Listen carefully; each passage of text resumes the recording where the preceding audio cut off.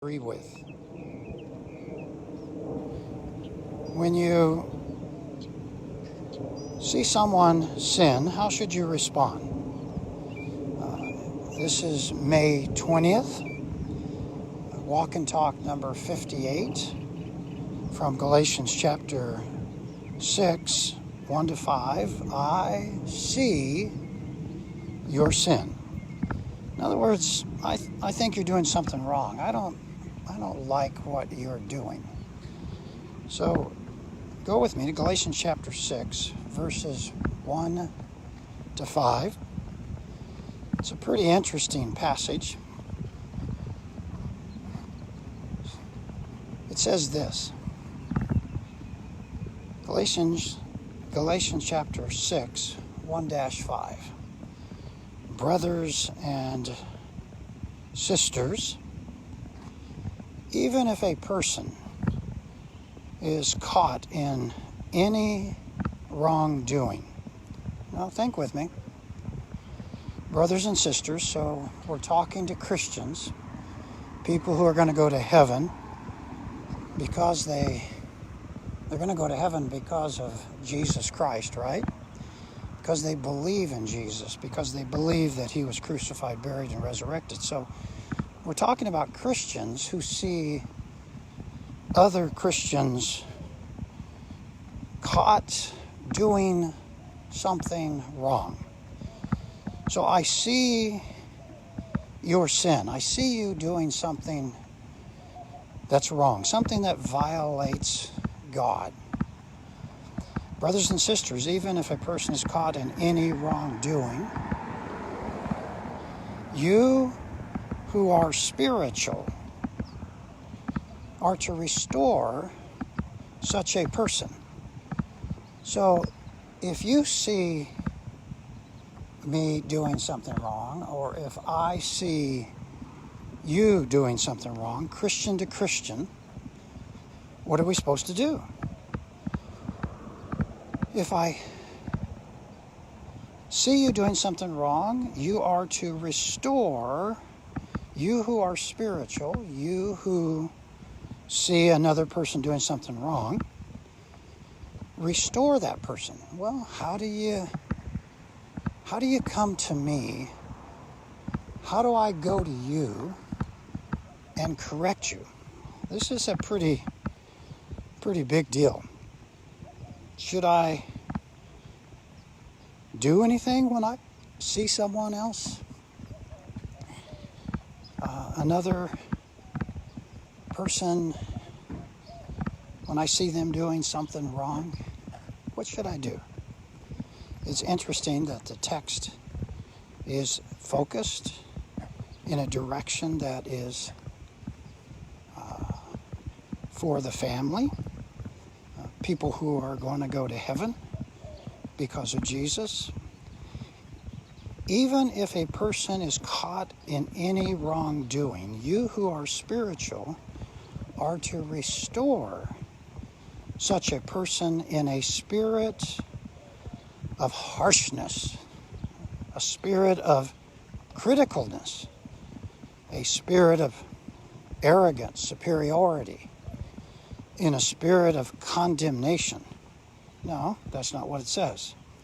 You who are spiritual are to restore such a person who's doing something wrong, in a spirit of gentleness. Just take for a moment and double check, if you would. How are you feeling? What do you feel? What's the emotions in your gut, in your mind, when you see someone else doing something wrong? So let's go back to the verse again. Brothers and sisters, so Christians, even if a person is caught in a wrongdoing. Now, even if a person, well, that might be Christian or non-Christian. So you could make application that how does a Christian correct other people? How does a Christian approach someone else another Christian or a non-Christian when they're doing something wrong. So the big word here is gentleness. So Paul's making a point very clearly. Restore that person that you believe is doing wrong in a spirit of gentleness. Each one looking to yourself so that you're not tempted as well. So, is it possible a lot of Christians have got caught up in the cancel culture? Is it possible that when you go to correct another person that you're not gentle? I'm just simply asking, when you believe somebody else has done something wrong, are you feeling a critical spirit? Are you feeling some anger, some meanness? You're not gentle. See, this word gentleness in Galatians 6:1 is meekness. So when you restore someone, when you go to your brother or sister, or you go to a non-believer, are you feeling gentle? So the verse is saying, Roger, evaluate yourself, each one looking to yourself, so that you're not tempted as well. What Paul is simply saying is, when Jesus, my application, when Jesus went to correct Peter, was Jesus feeling harsh? Was Jesus feeling superior? When you take what's going on here, you have to back up and just simply recognize what the world needs is not a critical spirit. What the world needs is not a harsh approach to solving the world's problems. When you see sin, don't start shaming. Don't start condemning. When you see sin in someone else, start with, listen, gentleness. See, when Jesus looks at your sin, you think he's mad at you? Do you think he's hateful towards you? No. See, when Jesus looked at Peter's sin, Jesus was very, very patient. He was meek. He was gentle. He just simply spoke the truth in meekness, in kindness, in gentleness. See, it's real easy for us when we correct someone who's doing something wrong, for us to fall into sin. It's real easy for us to become hypocrites. It's easy for us to become critical. So remember Jesus said, take the log out of your eye before you try to take the splinter out of the other person?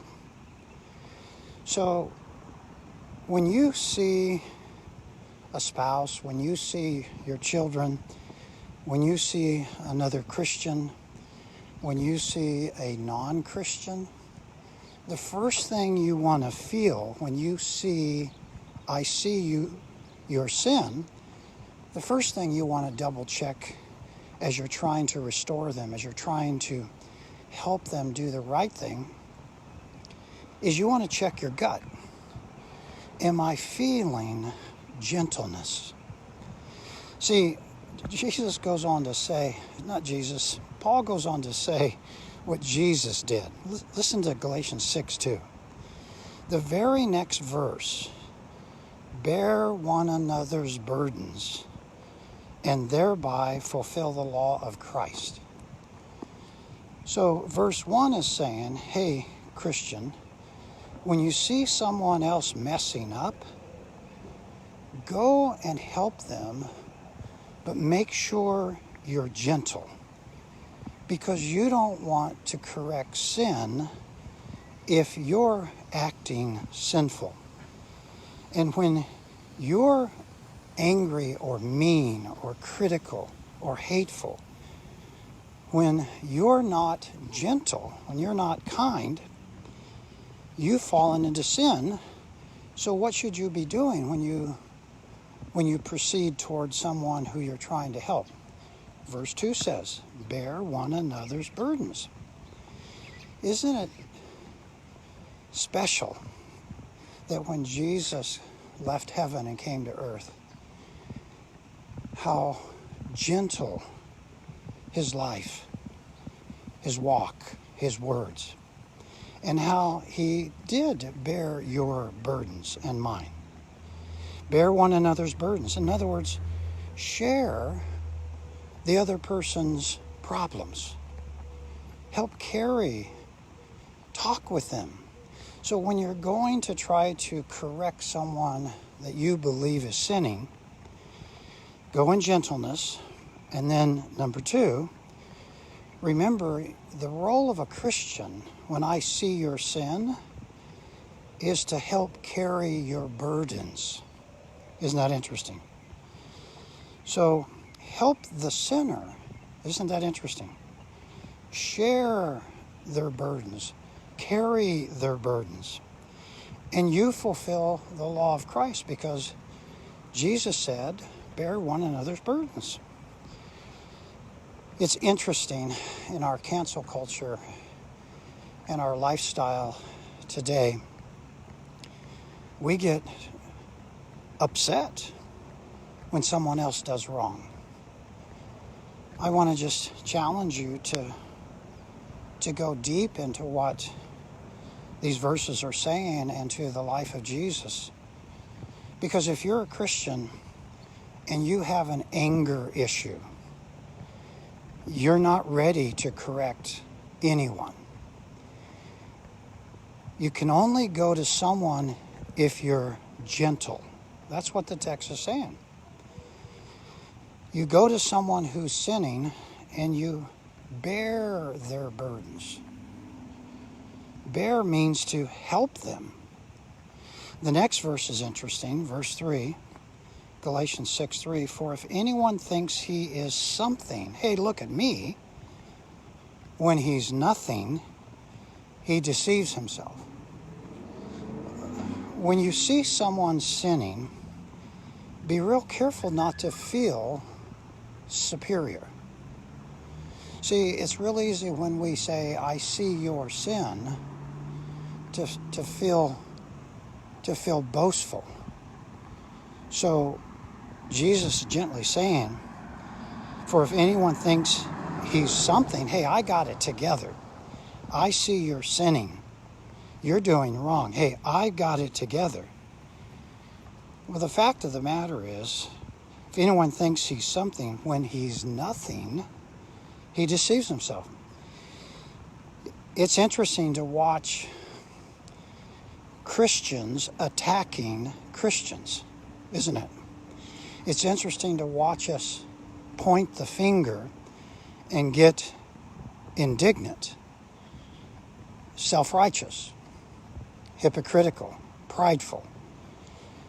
We live in a world where the burdens of Jesus I really don't want. You see, the burden of Jesus was to carry your burdens. He knows you're a sinner. Jesus knows your sins. How does he come at you? He comes at you humble, gentle. He still speaks the truth. He still identifies sin as sin, but there's no harshness. There's no attitude. There's no critical spirit. I would like to just encourage you, don't get caught up in the hate culture of today. When you want to criticize someone, check your gut. Are you feeling gentle toward that person? Are you feeling kind? Are you feeling love? Do you really care about them? Or have you been deceived See, self-deception is what's going on here in verse 3. For if anyone thinks he's something when he's nothing, he deceives himself. You really think you can take the splinter out of the eye of the other person and you've got a telephone pole in your eye? You really think that you've got it together? See, Paul is calling out Christians for their hypocrisy. Listen to verse 4. And then Paul says this, but each one must examine his own work. So, and then he will have reason for boasting, but to himself alone and not to another. So verse 4 is just simply saying, Roger, be real careful when you go and try to point out the error, the sin in other people. Be careful, because you have to examine your life really, really deep and wide. So you don't have anything to boast about. You're not superior, Roger. And any Christian trying to correct another Christian is not superior. Just because you identify someone doing something wrong, do you think you're not doing anything wrong? Just because I see your sin, am I to assume I'm not sinning? And Jesus would say, get rid of the log in your eye. Before you go to your brother or your sister or other people, non-Christians, be humble, be gentle. Go to them with meekness. Make sure you've examined yourself. Make sure that you recognize that you're a sinner also. And make sure you get on your knees and humbly communicate the truth. Like Jesus communicated the truth to Peter, or to any person caught in sin. Don't be boasting about your superiority, because you're really not superior. You're a sinner just like the person that you see sinning.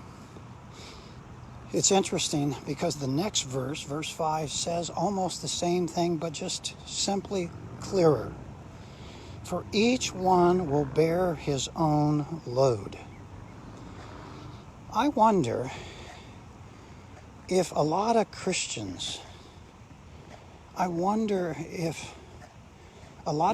are caught up in becoming the fourth member of the Trinity. I wonder if a lot of Christians have appointed themselves to be the fruit inspector, the sin inspector.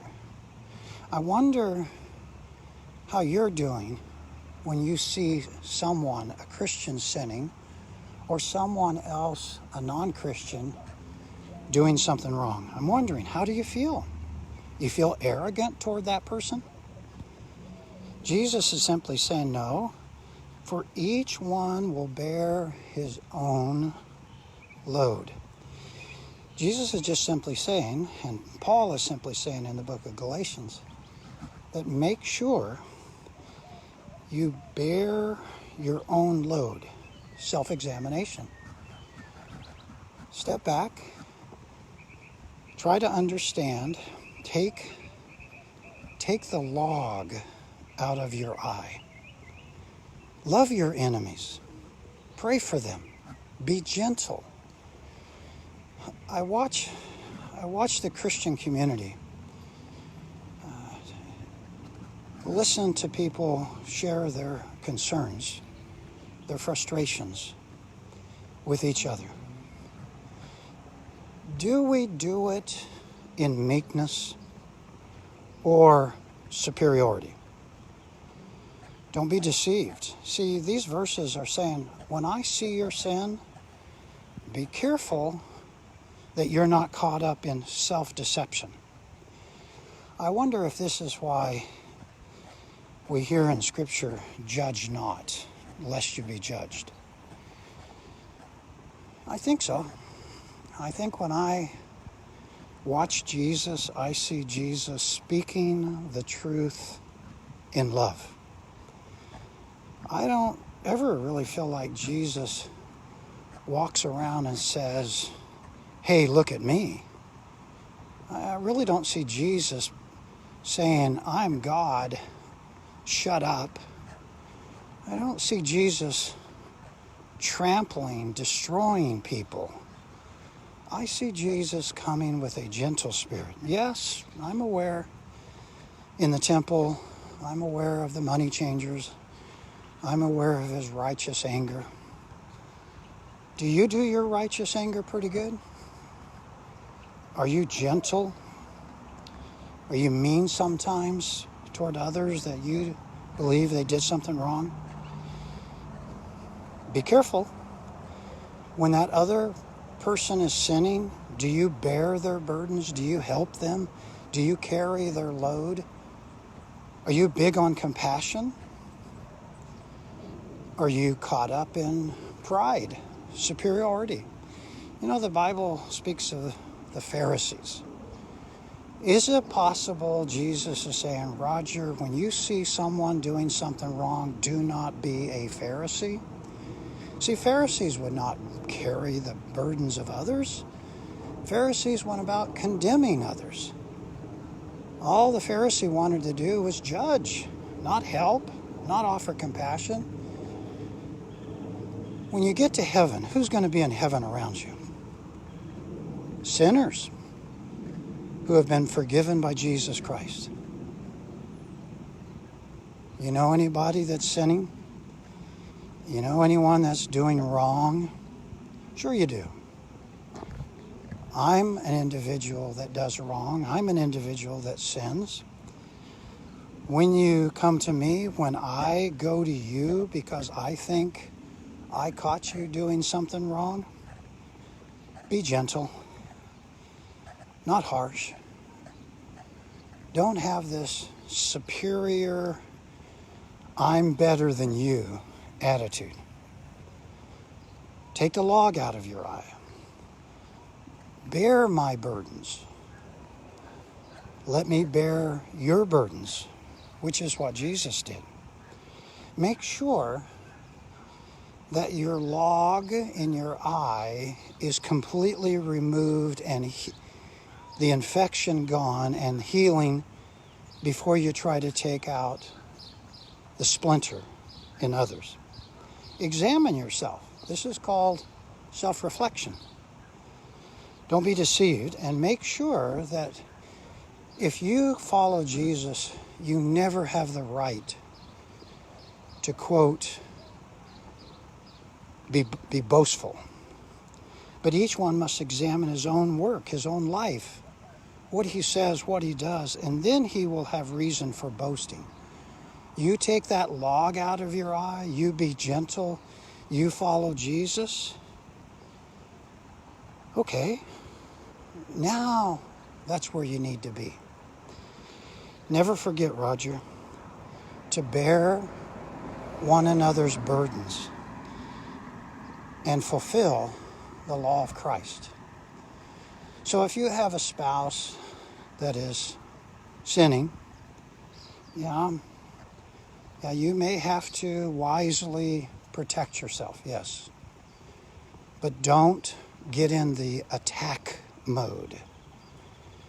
Don't become like the cancel culture. Make sure that the log is out of your eye. Make sure you're feeling gentle, not harsh. Because that's the way Jesus looks at you when you mess up. Well, this is Walk and Talk number 58. Galatians 6, 1 to 5. I see your sin. It's starting to warm up. It's probably about 74, 75 degrees. May 20th. I just want to encourage you, join us for our Intersect worship service Saturday, 10 a.m., and then join us on campus or online, 9:30 and 11. God's goodness abounds. If you haven't heard yet, we had a significant church vote last Sunday on our church preservation planning. We had a unanimous yes vote. Everyone voted yes to proceed with church preservation planning. So I want to say thank you. That's teamwork. That's a great attitude. Be careful as you live your life. Aren't you glad that Jesus is gentle with you when you sin? So make sure that you're gentle with others when they sin. Carry their burdens. Help them. Don't become another burden to them. Have a great one. Blessings on you.